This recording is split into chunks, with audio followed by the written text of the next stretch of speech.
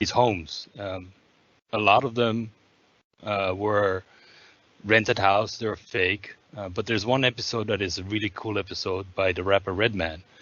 And he shows his really rundown apartment where he lived in. It's on YouTube. You should really check it out. And so I was going to do MTV Cribs Hacker Edition. So today I'm going to showcase you the workshop that I have. So I have a workshop away from home because I don't have the discipline to work at home, and I don't have the space to work at home.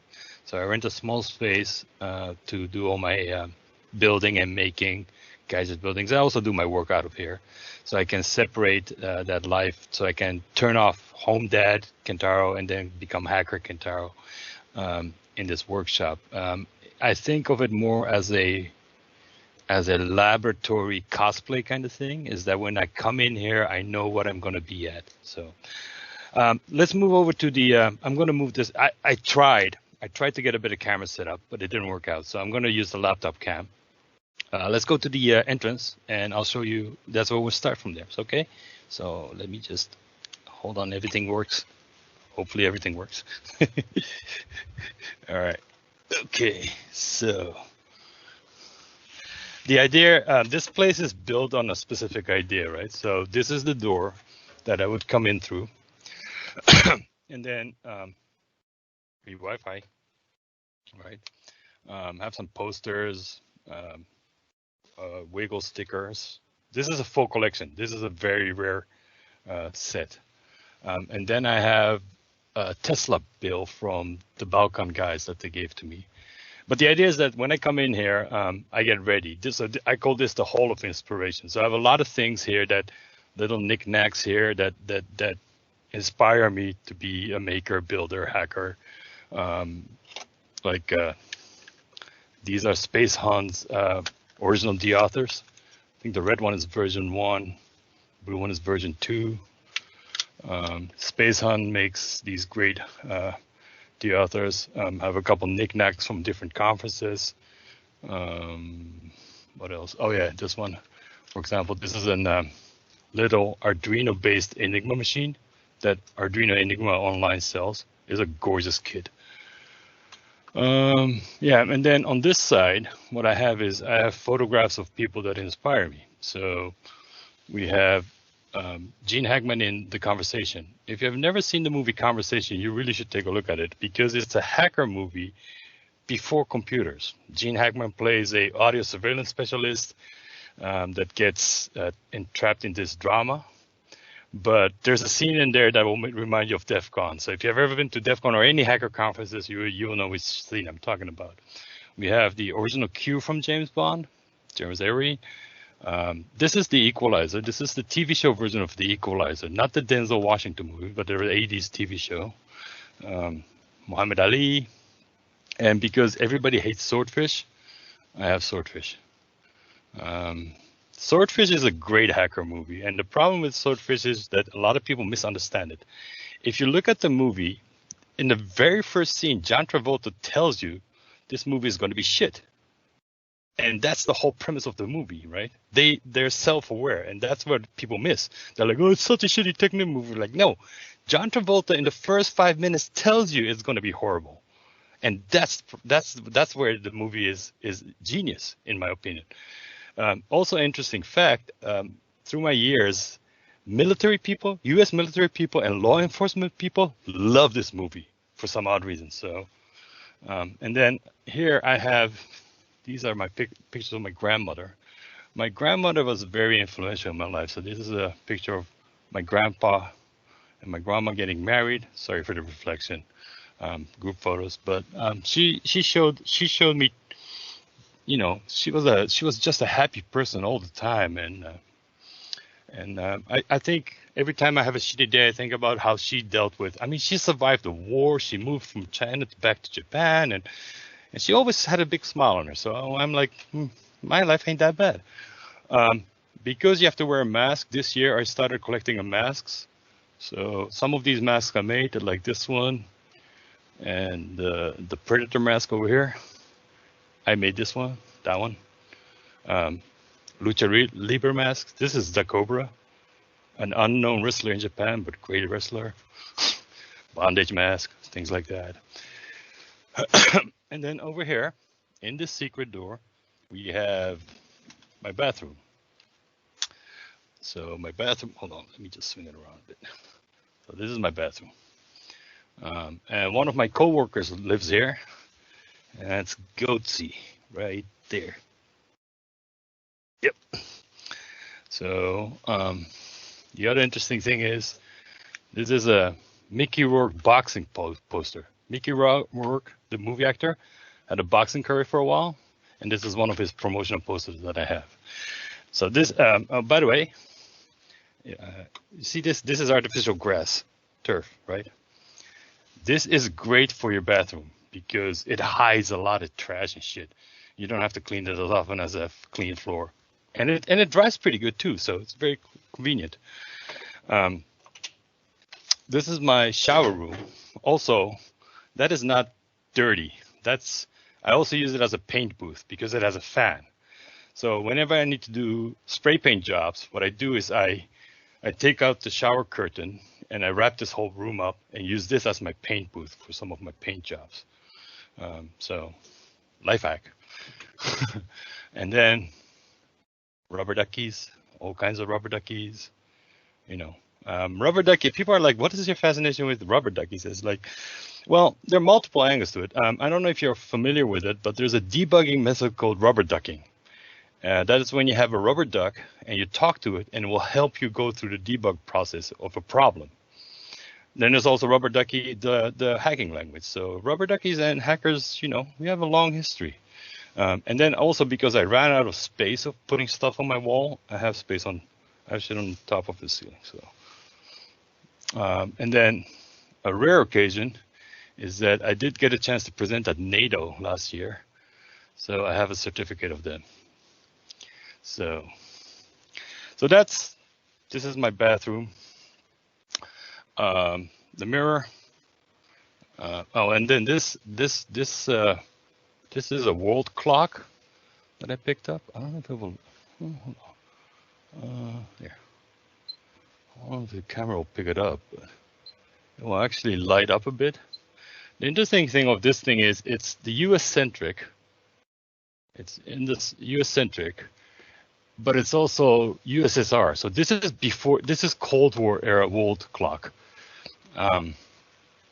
So this is like old retro geopolitical knowledge, and that kind of things interest me. Then I have a patch panel of some of the patches that I cannot put on my bag anymore, that people have given to me or have collected. Yeah, like I have the American Snipers organization that I'm not even a sniper. I don't even know. Some friend of mine gave it to me. And then I used to run Black Hat Japan in 2000 and what was that? 4? Yeah, 2004, 2005. And this is one of the banners. They were going to throw it away. I grabbed it. So I got this as my wallpaper now.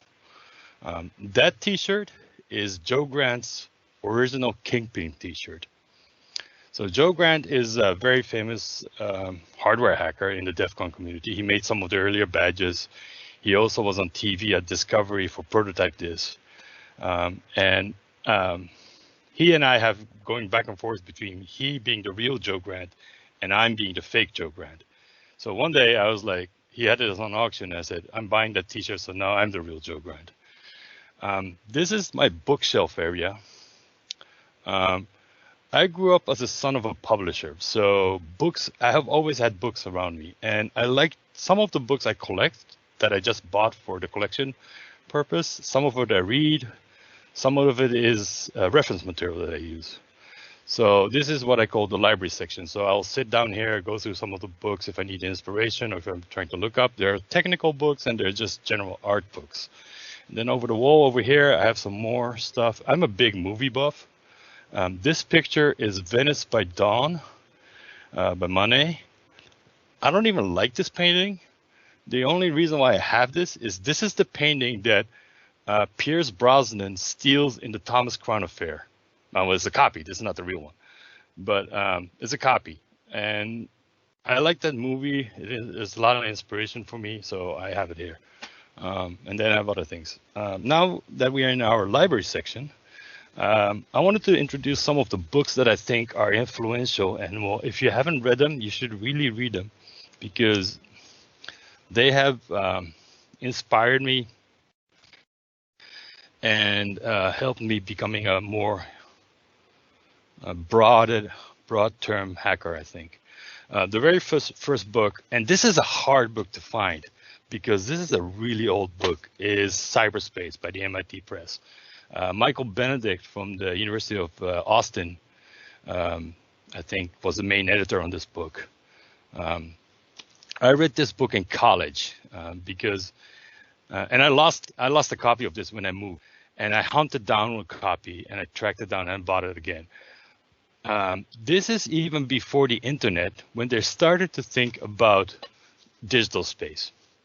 And you have various scholars from different universities and vendors contributing to the thought of creating a digital space. So cyberspace. This is an interesting book. Another really hard but beautiful book to get is this book by Taschen. This is Computers Illustrated History. This is basically a picture book of all different types of computers, hardware that has from the past. So, you have the old, like when the computers were huge, and I think it covers up to the early, so I think this is the latest technology that they covered, which is the blue-white G3 Mac back in the time. But it's a great visual history of, it has some artwork too. It's just a great book. And you see how computers have changed over the years from their form factor. So this is purely a design book.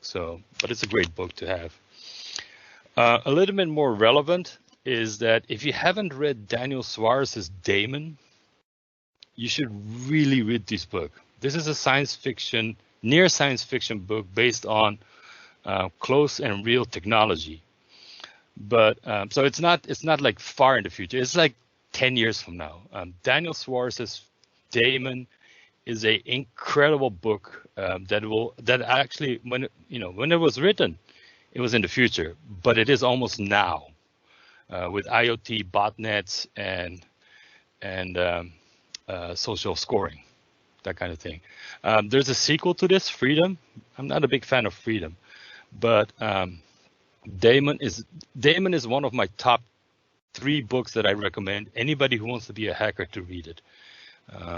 It's science fiction. It's a super easy read. I'm a very slow reader, but it's entertaining, fast-paced.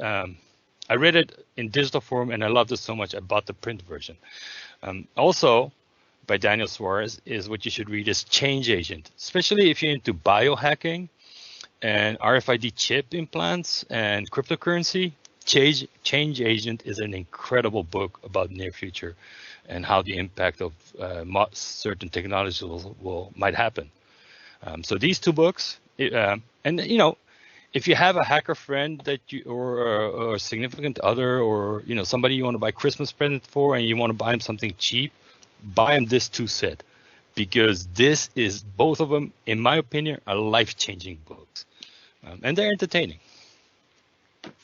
Now, if you have somebody else who is more of a maker like myself, there are a lot of books about the history of the CIA and how the CIA fought the KGB, Cold War geopolitics, but there are very few books about the actual gadgets that they used during the Cold War. This book is the best reference book when it comes to gadgets built in the Cold War. I have a bunch of tags on it,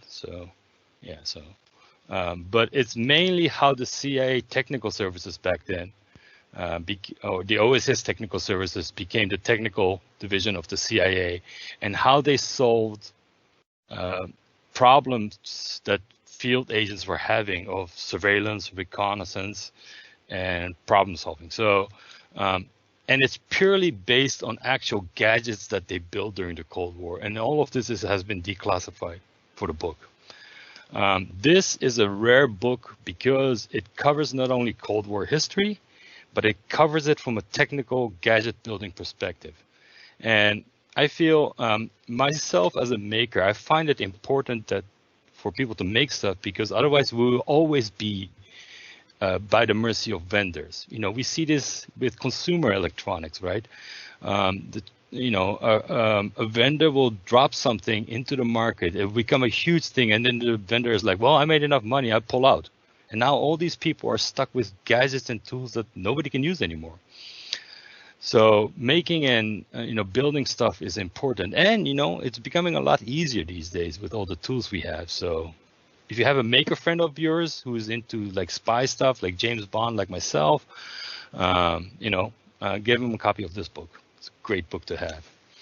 And then I have some weird knickknacks. This, for example, is a 1-to-1 copy of the Vonage Manuscript. The Vonage Manuscript is an old book that supposedly is written in a secret code that hasn't been deciphered yet. So it's the 1-to-1 copy of it. That's all it is. I have no idea of it. People have tried to decrypt it. There was a rumor that some Belgian cryptography person solved it. Turns out it was wrong. He was wrong, or he or she was wrong. So this is still unsolved, but it's a great book. I like these books because it shows you the creativity of cryptography, right? You think of cryptography as, a binary puzzle or a secret code, but it can actually be very entertaining from a visual perspective too. So as an art form, this is one of the books. And then I have another book that was published in the 1970s in Japan, and I don't think you can get. I've been looking for this book for about 2 years, and I found only 3 copies of this book. This is a novel about cryptography and cryptographers. The issue with this novel is that the novel is encrypted. So you have to solve this encryption to read the story.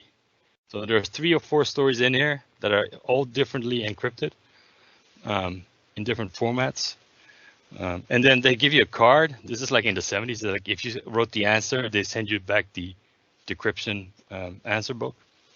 But it's a fun book. I mean, like this is a book that I can't read, but I like to keep it as an inspirational point, right?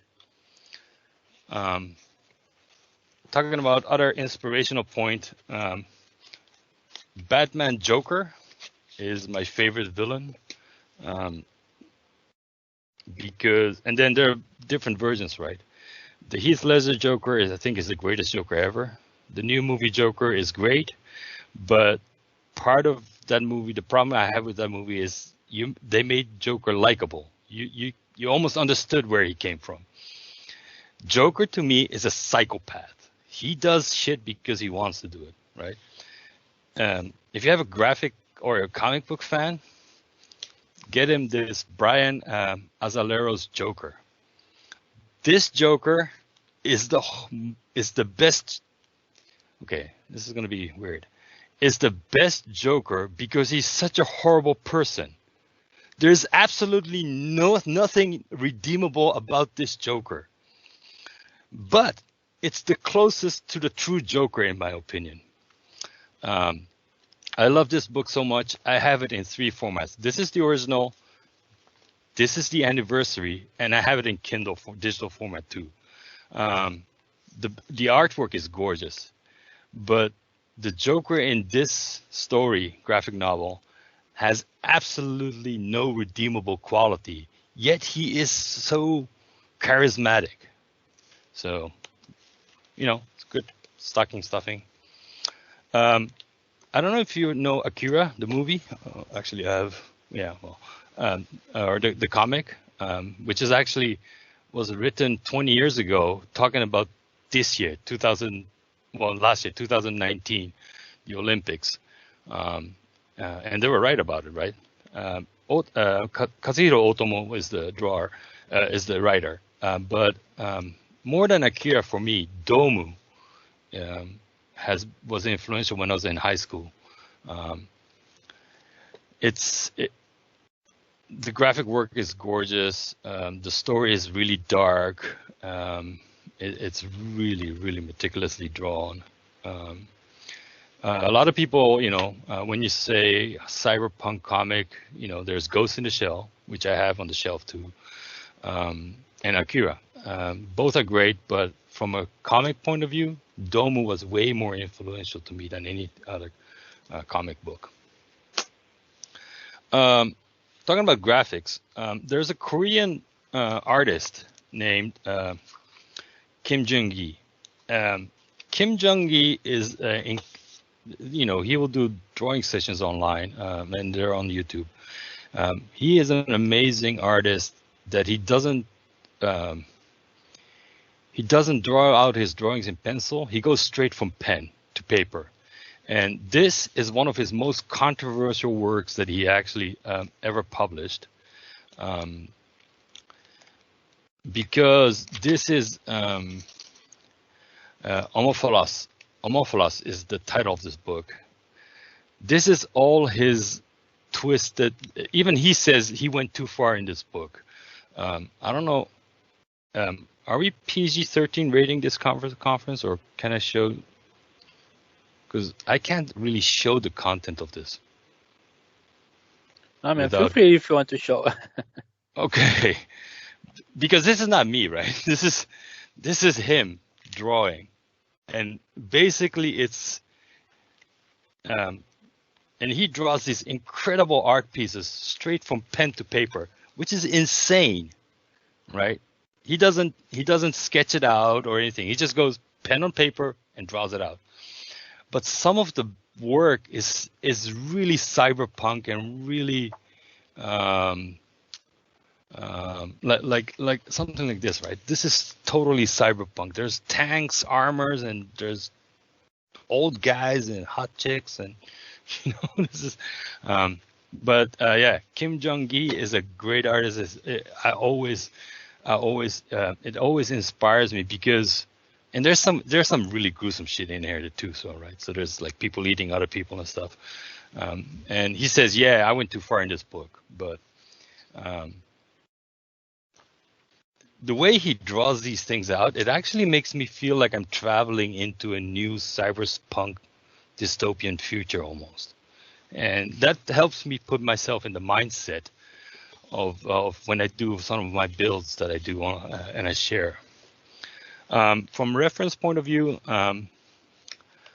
these are auction catalogs by Prop Store. They're not cheap. They're about $45 each, and they're super heavy and thick. But every time they have an auction, they have to publish a catalog because it will show you the catalog item, and these are actually movie-worn things, right? And the way I use this is that if I need a size reference, for example, and then if it's in this book, it will tell me how big it is. So I can calculate from there how big certain things are. Or if you just want like really detailed design ideas of something, right? And it's always fun to, like I said, I'm a big movie buff. So this, it's a heavy book. But if you have a movie buff in your life, great Christmas present. So those are some of the books that I wanted to introduce. The other things are all on my iPad Mini 5. iPad Mini 5, or iPad Mini in general, is I think the most underrated but best iPad that is out there. Screw the Pro, screw the whatever. The iPad Mini. I love the iPad Mini so much. I have version 3 over there, version 4 over there, and this is the version 5.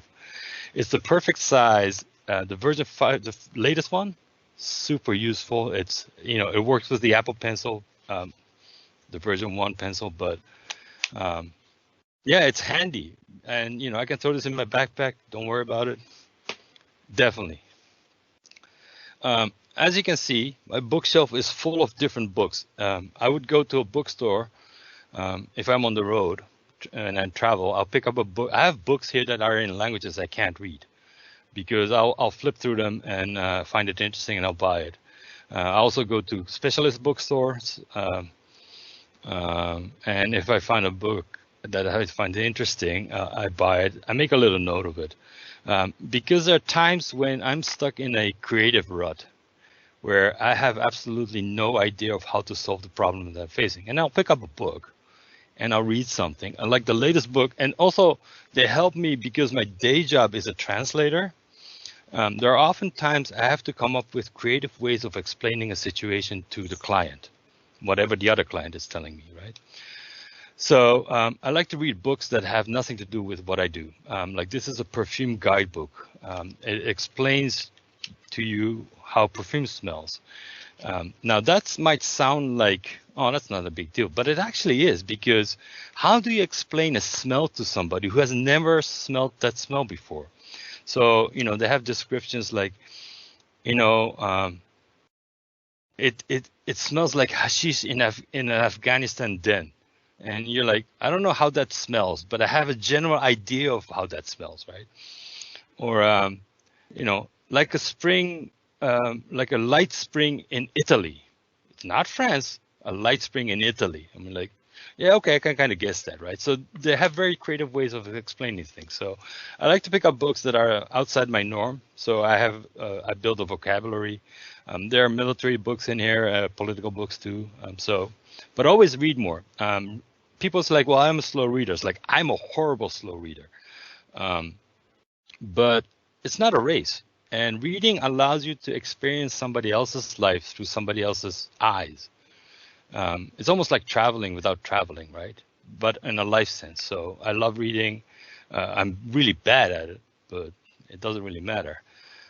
The table that this laptop is sitting on is actually a old U.S. military communication crate that I was going to build a PC on it, but I fell in love with it. So I made it a table with wheels on it. And I had this glass plate custom cut for it. And I have all my challenge coins in it. So, yeah, I was going to wipe it, but didn't. So different challenge coins I've collected over the years. So this is my library reference section. This is where I sit, I draw, I read, I relax, and then, all right, moving time. These are different conference knickknacks that people have given me over the years. Things that people have given, badges, pins, stickers. If you have, I don't know if you know, but Edwin from Zerocopter, he looks exactly like Kevin Nash. So one day he sent me a Kevin Nash doll, which then I painted and I made Edwin out of it. So right there. So the next time you see Edwin Yafsek, tell him he looks like Kevin Nash. I have some plants over here because I like, so, the library, this is a little bit when I want to step away from everything. Once again, fake leaves, because this is a dead space. There's absolutely no lights coming in here. So, but I have my phones. What I wanted to show you was a sewing machine. So this is my sewing machine. It's a Janome sewing machine. About 4 years ago, I was sick and tired of having to buy different bags and pouches that kind of worked, but not worked for me. And I decided to spend a year learning how to sew things.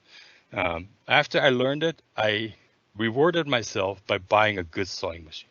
And it has been a life changer. So don't buy this and start sewing. Get a used one, start sewing. And once you get good at it, buy a really nice one as a reward to yourself, because in that way, you will understand what it is that you need. And one thing that I can't live without is this. These are acupuncture mats. They're actually like golf spikes on a mat. After a long day, I'll lie down on this with my top off. And basically the needle, they're really sharp needle legs. And they will stimulate my back with blood flow, and I don't have lower back issues like a lot of my co-workers do, mainly because I started to take care of myself after 30, 40 years of abusing it. I was like, I got to do better about that. So I do that, and I have stretch bands. These are really comfy too. They're sold as ballet strip or yoga strip bands, and they help you stretch bands. not strip bands, stretch bands. So they help you stretch. You know how hackers always have like a bunch of stickers on their laptops? I can't show you the back of this one, but you always run out of space, right? So you're like, oh man, I wish I had more space. So I was like, I'm going to start putting them on my fridge. There's no way I'm going to fill my fridge up with stickers. A year later, I was really wrong. My fridge is full of conference stickers. So all various stickers. I am out of conference space on my fridge. So it has spilled over to my water cooler. So, and you know, people collect stickers. I have a box of them here. I think stickers should be stuck on some things. That's what they're destined to be. So I'm fulfilling their destination by putting them on things. And then this is the kitchen area. I don't do much. Make coffee, you know, instant noodles, something like that. That's about it. This is a mask I'm restoring. I bought this mask online. It was all cracked, broken. So I reshaped it, remolded it, and it's drying out. So I'm about to repaint it. And then we go into the workshop area. So this is my, here, let me just spin around once. So this is the work desk that I have, which then moves into my parts section and my programming section. On this side, I have another work table, and then I have my other computers, and back there is my storage area. So here, I wanted to introduce you to some tools that I absolutely cannot live without. I hope, hold on. See, I didn't plan this out very well. Just give me a second. I will fix this. There we go. Good. First, if you have a 3D printer, print out one of these. So basically, they're very simple. If you have scrap PLA, you can print it out. The way I use this is that when I take apart a device, I start at 12 o'clock, and I just keep going every time I end up removing a screw. And in that way, I can just go back, because I always end up with like screws that I don't know where they came from when I take them apart, right? And I'm like, oh, wait, why are there two screws here? Or like, was this screw here or was this screw over there? This way, if you start counterclockwise taking the screws apart and you lay them out here, you can always go back. So it helps you really easy. Also, when I take something apart, when it's broken and take it apart, I never throw away screws. So I have a box full of unsorted screws, various bolts, nuts, screws, connector fasteners. And this is actually very treasure. This is my treasure, one of my treasures. Because when I build something, I will have something that is like, I wish I had this screw. It's like, well, I dig through it, and sure enough, I have it. Now, how do I determine the diameter of that particular screw that I picked up? Once again, you can print a tray like this that has the different diameters. So the trick to do this is that you just print the guide holes first. And then you take your driver bit like this that has, they have different sizes, and you enlarge the hole to that screw. In this way, I can pick a screw out of here, out of this box, like this, and I'm like, I think that's a 5. It could be a 6. Maybe it's a 4. And then if I go here, sure enough, it's a 4. Now I know that's a 4. So super useful for unsorted screws. And this is super simple to print. There are different versions. There's a bunch that also give you lengths and stuff, but I don't need it because the lengths I can look at it. It's like, that's too long or that's too short. But diameter, this is really helpful. Super simple. You can easily print this. I also get a lot of questions about my soldering iron. So this is a TS100. This is a TS80. This TS100 I kidnapped from Dragon, Kismet Wireless. He and I were at a conference, and he had this soldering iron, and it's like, Kentaro, you should try this soldering iron.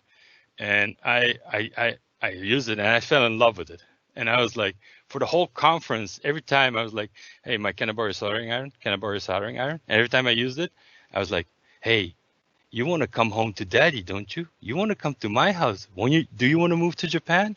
And at the end, Mike was like, I feel my soldering iron is dirty. Take him home. So I got him from this. I didn't buy this. I kidnapped from him. Then I got a TS80, which I bought myself. In the end, I like the TS100 way more than the TS80. The TS80 is nice that it has a USB-C, so it's very portable and it's very usable. The problem I have with the TS80 is that it's fully round, and as I'm soldering, I keep hitting the switches on this side and changing the modes and the temperature. Whereas the TS100 is this box rounded edge kind of thing. And it will stay in my hand exactly the way I hold it, and it won't move. So this is my go-to. This is when I need to travel with it or I need to move with it. This is all I'll take. But this TS100, I think. Also, people ask me about the Octopus Arms. I have a set over here. I barely use it. I find the Octopus Arm clamps are too hard on the parts sometimes, and they kind of break it off, or they cringe into the PCB. What I'd rather do is I use one of these Pcb holders. They slide in, they keep the PCB on board, and then I just solder onto it. The other trick is I have a silicone soldering mat, and I'll just use masking tape. I'll just tape down the component and then solder onto it. It's fine, it works. Masking tape is great because the glue on the masking tape is meant to come off, unlike some other tape where it's not meant to come off. So, you can put the wire in, if you have like a through-hole soldering project, put the wire in, tighten it, and then put masking tape on it, solder it, take the masking tape off, and you're good. One thing that will help you there is that I have a pair of ceramic tip tweezers. Now, they're not super cheap, but they're not super expensive neither. These tips are ceramic, which is great because they do not conduct electricity and they disperse heat very well, and they don't conduct heat. This is actually the kind of tweezers that vape people, the people who vape, use to make their own coils, because you can adjust the coil while it's being heated up. And then what I like to do is for my soldering project is like, if you have like a through point and you want to really pull it tight, I can pull on the lead and solder it, tape the board onto the silicone pad with masking tape, and it gives you a real nice contact. And yeah, it's super useful. So if you do a lot of 3D printing, get yourself one of these. This is a deburr tool. This part is a knife edge. Actually, yeah, I do. So what you do is, if you have like an edge on a 3D print that you want to clean up, you just kind of hit it and you pull it. And I don't know if you can see that, but it actually takes off some of the plastic. This comes super handy when you're doing holes, and you end up with like a not so clean cutout of a hole. You just stick this in the hole, and because this swivels, you can actually go like that, and it will clean up the hole, and it'll come out beautiful. A deburr tool, removing the burr, deburr tool, super easy. And these are some of my favorite pliers. So if you're a hacker, and you do physical penetration testing, for example, or device security testing, often they'll come with security type screws that you don't have the bit for it, right? You can carry the whole bit set of 300 bit sets for every screw head that you can imagine. Or you can carry one of these. These are pliers by a company called Engineer. They are PZ series. They come in different sizes. Like I have all three sizes. These, what they allow you to do is that if you look at the head of this, they have that little curve in there, right? You can actually, what you can do is you can have a screw like that, and you can grab the screw like this and turn it. So it doesn't really matter what the bit is because you're moving the screw, right? And I've taken off so many security screws with this device. And this is one of them, this is one of my favorite. If I had to have one tool, this would be one of them. They come in different sizes, super useful.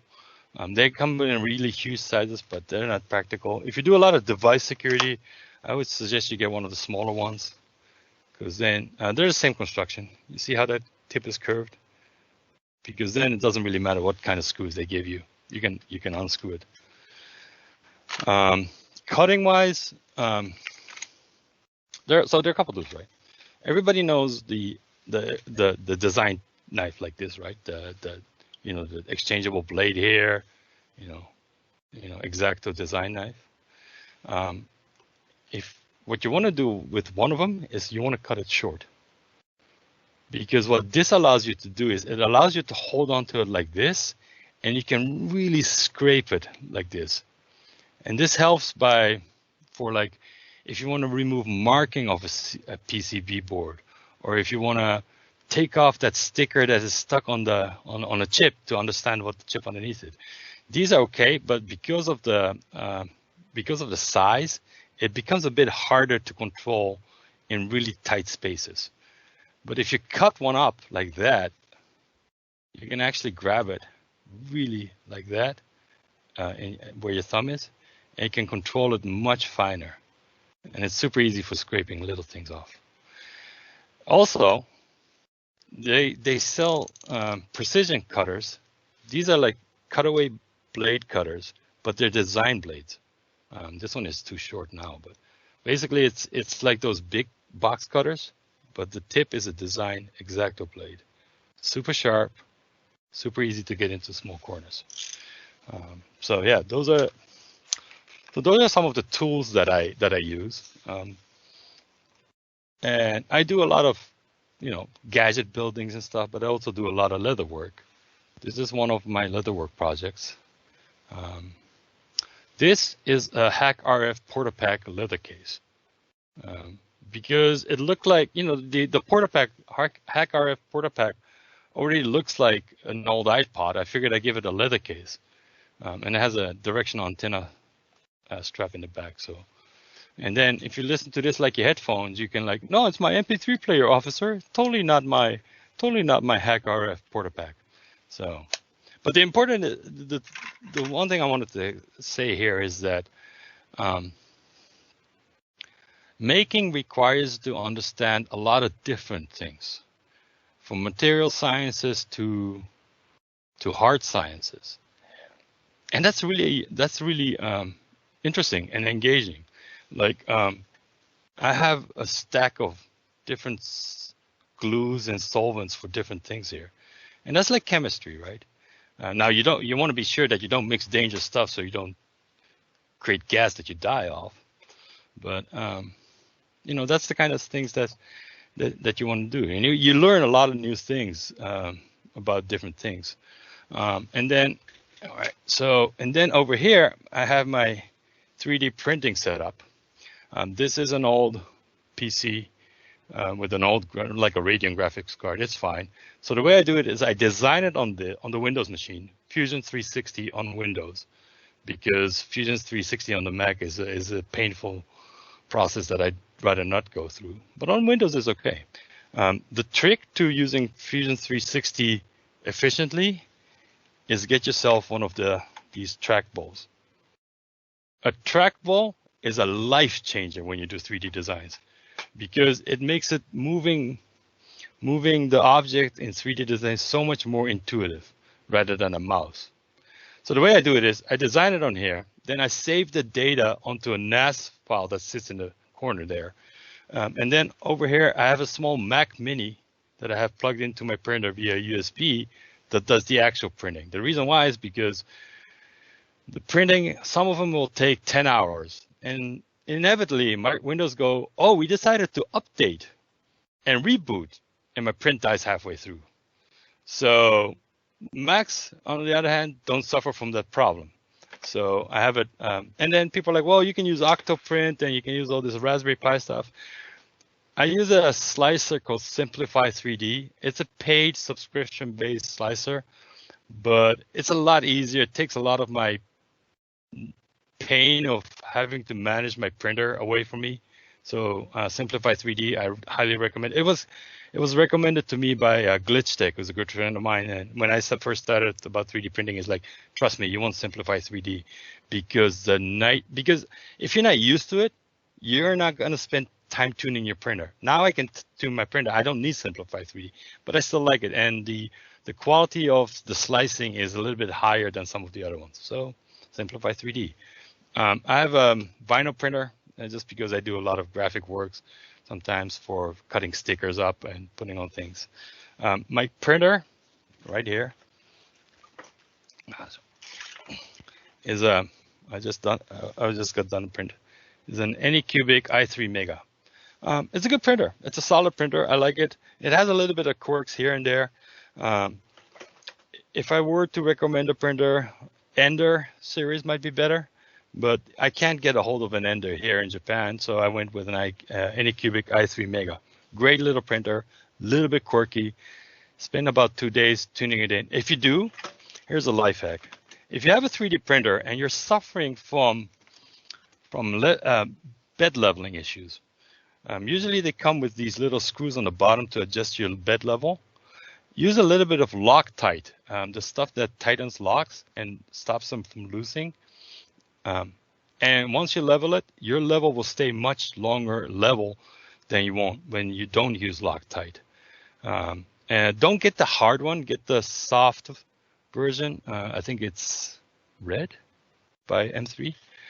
But yeah, there are different versions of it. But so, using Loctite on your leveling screws, that way you don't have to level every time you print something. They'll stay level for a good time unless you bump into it or there's a major mishap in print. And then this is my storage section. So I have a box full of network gear because I do a lot of Wi-Fi stuff.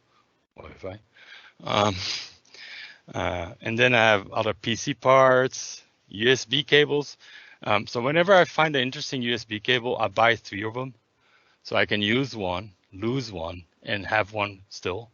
I don't think me and Marie Kondo will get along because according to me, all of this gives me joy, and she might disagree. So, but a friend of mine told me the rule of 4. If you buy something, you should buy 4 of them.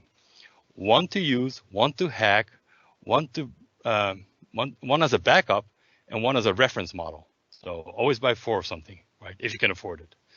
Then I have some sheets material over here, different types of foam, mirror sheets, polyethylene. One of my favorite materials to use is actually corrugated plastic sheets. So these are like corrugated cardboard, but they're plastic. Like this enclosure. This enclosure is made out of this stuff. This stuff is harder than cardboard. You can super glue it. It's super easy to use. If you need an enclosure or a box or a tray, corrugated plastic sheets is a great material to use. Also, every time Amazon ships me, I like to keep some of the cardboards inside as material for my paint stuff, when I paint things. Some of my older builds are up there. Over here is my coding section. Nothing really exciting. If you do a lot of Raspberry Pi projects, I suggest you get one of these 10-inch HDMI monitors because that way you don't have to shuffle around. They're not as big as a full computer monitor. It makes debugging headless Raspberry Pis really easy because then you can actually plug it into a monitor for a while, set it up, and then unplug it. One of my Raspberry Pi storage servers is there, right there. This is 2 Raspberry Pi 4s that are acting as a NAS. So a lot of my devices have rsync running. That we'll just dump it on here. There's 3 terabytes of data SSD hard disks inside that box. This is one of my builds for COVID because when we started work from home, I was like, okay, I have this file, but I needed the other file. So in this way, it will just back up everything regardless. And if I need to grab it and this place, I don't know, becomes fully unavailable, I still have access to my data. Yeah, there's nothing super interesting over here. Let's get back to the library section. Oh yeah, and because I never could find a word clock that I liked, different time zones and stuff. I made my own.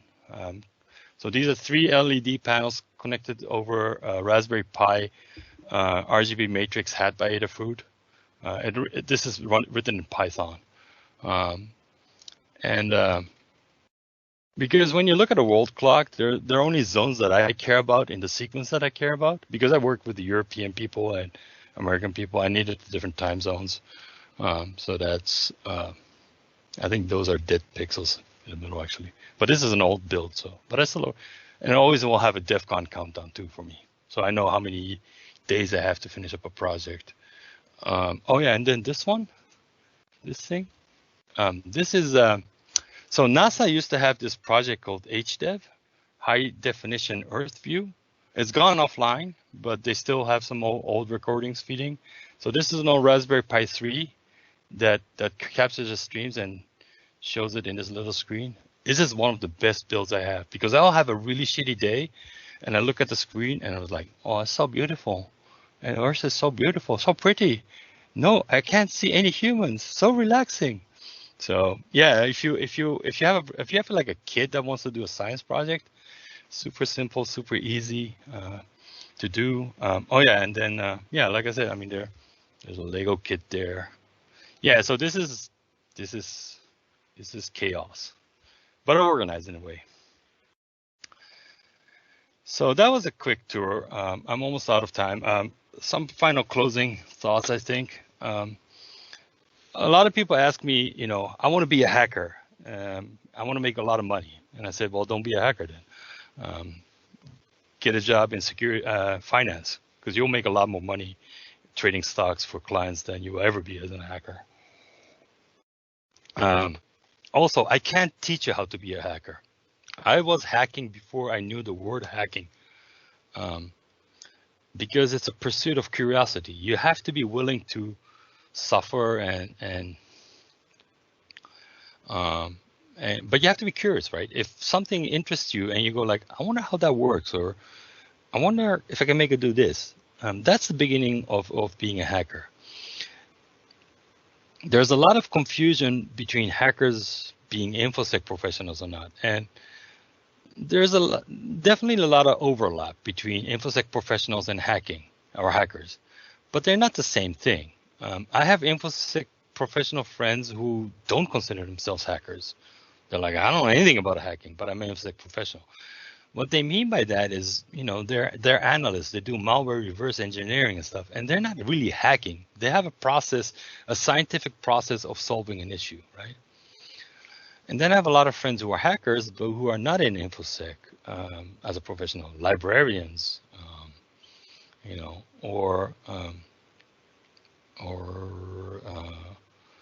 I have a friend of mine who's a florist, but on her spare time she builds super funky electronics things, right? And I consider her a hacker. Hacker is a state of mind that where you're not willing to accept something as is, or you wanted to make it do things differently, or you're curious how it works, right? And when I did the presentation at NATO, I told them, it's like, look, if you want to improve your cybersecurity posture, don't hire hackers, because at least the people I consider hackers, we are horrible organizational people. We do not fit in organizational mode. If you make us write reports and ask for permission for everything we do, you will never fully utilize us. But what you want is InfoSec professionals who are very good at management, project management, process flow, scientific analysis. But if you want somebody, and I told this to the NATO guys, it's like, if you want somebody to find out if a tank can go sideways while doing flips, hire hackers, because we will find a way to make it do flips while going sideways, right? But if you want somebody to find vulnerabilities in tanks, maybe hackers are not the best people. Those are infosec professionals because they will go through a scientific process of eliminating vectors, right? Like I said, I have made almost no money off of being a hacker. It is not, and it's not something I can turn off. It's like, why do you for me, it's the same as eating and sleeping and breathing. Hacking is just part of that makes me. As a translator, I like to think of myself as a language hacker because I'm taking something and trying to convey emotions and meaning to the other person, right? And I'm trying to find new ways of explaining a situation. And also, that's why I can't give you any career advice. I get a lot of people like, I want to get into InfoSec. How do I get in? And I'm like, I have no idea. I got my first job in technology because I emailed Steve Jobs. One night I was drunk, and this is back in like 90, 95, 96. You could actually look up people's email addresses, and I had Steve Jobs' email address. So I emailed Steve Jobs, like, hey, man, can I get a job at Next? Because he was at Next. He wasn't at Apple yet. And that mail got forwarded to the Next Japan CEO, and that's how I ended up my first job. And having talked to people who have worked with Steve Jobs, they have never heard a story for that. So I got really lucky, according to everybody, because he would never do something like that. And so when people ask me about career advice, it's like, I don't know, I just got here, which is a funny story because my kid had a career day at school, and part of that project was ask your parents about their career plan and how they got to where they were. And so she came to me and asked me, and I said, truly, I really haven't planned anything when it comes to my career. I was always curious. So people don't know this, but before I became a full-time translator, I worked 12 years in an advertising agency, building ad campaigns for people. And the reason why I got there is because one day I was jobless, and I met somebody who was looking for a bilingual guy to join the new ad agency that he was starting up. And I said, okay, that sounds like fun. I've never done it. I like to learn. And then when I switched to translate it about a decade and a half, almost 13, 14 years ago, that was the same thing. Is they were looking for somebody to translate threat intel reports, and they couldn't find anybody. So I was like, yeah, I'll do it. And that's how I learned. So I've never actually planned my career. I never planned 10 years from now, I'm going to be in this manager position. Like, no, I just took on whatever came in front of me. So, I can't give you any advice on how to start a career. The only thing I can tell you is to start. Pick something that interests you and start. Because inevitably, I think your interests will change. I never thought I was become this much of a hardware guy when I started. I was just going to do a little bit of this, a little bit of Wi-Fi, a little bit of that. And then the more I got into the Wi-Fi part, I was like, damn it, there is no tool that does this. Now I have to build this tool. And now I have to code this tool. I have to design this tool. So it all came out of necessity. And I think that should be a driving force. If you need to learn it, you will learn it. If you don't need to learn it, you won't learn it. So with that, that's my talk. Stay safe, wear a mask, keep hacking, less drama, more hacking. And I'll take any questions if you have any. Man, awesome talk. Pretty nice experience, and very cool stuff you showed. Man, cool. Let's wait a little bit for some questions because there is some delay. Yeah. The people. I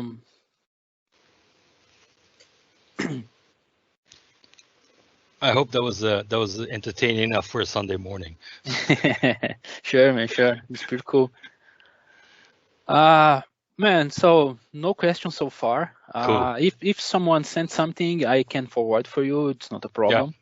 Man, really, really thanks for taking part. It was awesome. And again, thanks for sharing your experience. Thanks for sharing your stuff. It was awesome and very, very worth to the people. We have one question. Okay, sure. Artificial intelligence and hacker. How do you see that? So artificial intelligence is interesting because when people say artificial intelligence, they usually mean machine learning. If they mean true standalone autonomous artificial intelligence, I think we're still a long, long way off because we don't have general intelligence yet, right? Also, a lot of people are like, well, the robots will take over. And it's like, well, you're missing one point, is that every technical advancement has an economic driver associated with it, right? There is no financial benefit of building robots that can kill people autonomously and judging by their own, right? The military is not looking for autonomous standalone killing drones because the last thing they need is an uncontrollable army out there killing people, right? The problem, though, is that they will say the robots are smart enough. And that's where we hackers come in, I think, because the military's specification for smart enough is usually not that high, right? They're like, well, if it can take orders and determine, the right course to take, that's good enough. And they're like, we as hackers be like, yeah, but if I have a big Wi-Fi antenna and I can send malformed packets to it and make it shoot at you, is it still good enough, right? And I think that's where we can help. So, am I afraid of the robot takeover? Not really. What I'm more afraid of is machine learning driven invasions of privacy under the name of safety. If you want to watch a movie this winter or this winter break so Winter Soldier, the Avengers movie, is one of my favorite movies of all time. The conversation too, but when it comes to the Marvel Cinematic Universe, at least, because the way that the Hydra in that movie explains it is that if you make people afraid enough, they will give up their freedom. And I think with COVID, we are seeing that. There's so many surveillance and privacy issue related technology being rolled out under the name of public safety. All right. And as a parent, I struggle with this all the time. Do I want my kids to grow up in a safe world? Yes. But do I want them to be tracked every minute and every dime of what money they spend on? No. A lot of people are like, well, privacy is dead anyway, right? And then I said, no, see, that's a narrow definition of privacy. I had an experiment with with a young kid who was working as a staff at Code Blue, Arizona, my conference. He was one of the student staff, and he said, well, we don't care about privacy. We post our lives online. I said, okay, fine. So we're talking, and I look over in the bar. There's this really cute girl, and I go, do you think she's cute? And he goes, yes, I think she's very cute. I said, okay, what kind of underwear do you think she's wearing? Well, I don't know. It's like, guess, black, red, white. He goes, oh, probably blue. I'm like, okay, fine. Would you like to undress her? He goes, yeah, that'd be kind of nice. He's getting drunk. So I go over to the girl and said, look, I will buy your drink if you help me out on this experiment. And she goes, okay, fine, that sounds interesting. I bring him over and tell him, look, explain to her what you just told me, what color her underwear is and what you would like to do to her. And then he goes, oh, I understand privacy now, right? Privacy is not just information about you. It's your thoughts. And the problem is that a lot of, even information about yourself, the problem is that there's an unbalance of information. If the government implements a national population surveillance program, the problem is they know a lot about me and I don't know a lot about them, right? If I had access to the same information about the politicians as they have about me, I'm okay with that. But look at taxes. Taxes is one of the few things in the world where you pay and they don't tell you what they used it for. You go to a store, you buy a banana, the receipt says 1 banana. Right? You go to a restaurant, it says dinner for 2. These are the items you ate, and this is your tax, and this is your drink money. Taxes, when you pay property taxes or when you pay income tax, you pay it, but they don't tell you where it went. Right? if you go to them, it's like, I like to have a receipt of where you use my money for. They're like, well, it went to the national pool or whatever, right? So that's the information imbalance. And I think that's the bigger problem than the invasion of privacy, which will lead to the invasion of privacy. So, man, so we have another question. So this one you must reply quickly because we just crossed the time 10 minutes. Oh, I'm sorry. No problem. They ask about the quantum computing, if it's secure future, and or if it is a field to be explored. I think it is. The problem with that is it's not something that everybody has a chance to, and I think that's where I think going back to being a maker hacker is important, because right now quantum computing is led by big tech, right?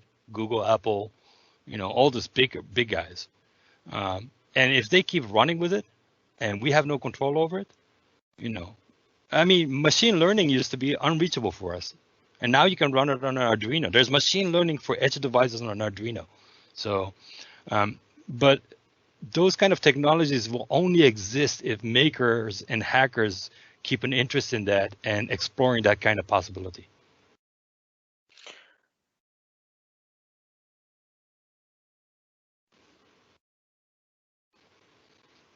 Cool, man. Man, again, so we don't have more questions right now.